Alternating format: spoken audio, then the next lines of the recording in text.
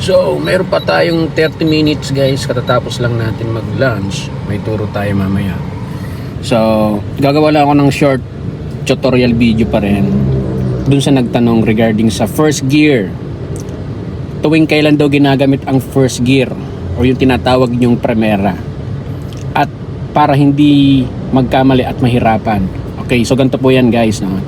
Tandaan nyo to. Ang first gear, yan po yung pinakamabagal na gear. Meaning, yan po yung pinakamabagal na paggalaw ng sasakyan. Kapag naka first gear kayo, ang takbo ng kotse nyo ay mabagal lang. So, parang gumagapang lang siya. Now, kailan nyo ba siya gagamitin?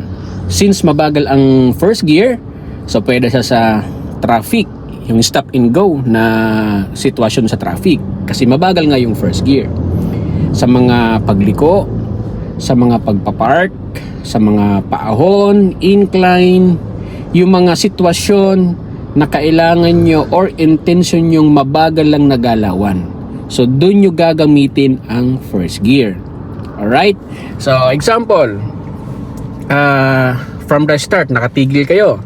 So, syempre, unang galaw or unang pag-arangkada, kailangan medyo smooth or mabagal. So, first gear talaga yung gamit. So, dun nyo gagamitin ang gear na yon. Kung kayo ay paliko, kung kayo ay halimbawa mabilis yung approach nyo, tapos sa unahan liliko pala kayo, so kailangan makapagbagal muna kayo, gamitin nyo yung brake pedal nyo, bagalan nyo, then from the higher gear or let's say nasa gear 3 kayo, pag liliko na kayo, so ilipat nyo ng first gear. So kunwari, yan parang ganito, naka third gear kayo, ganyan. Tapos siyempre ang third gear mabilis ang takbo niyan. So pag alam nyo paliko na kayo or patigil na kayo, so ang gamitin nyo first gear. So clutch down from 3, ilagay nyo ng first gear. Make sure mga kaibigan na bago nyo ilagay ng first gear from higher gear, so kailangan naka-stop kayo or medyo napabagal nyo na yung kotse nyo.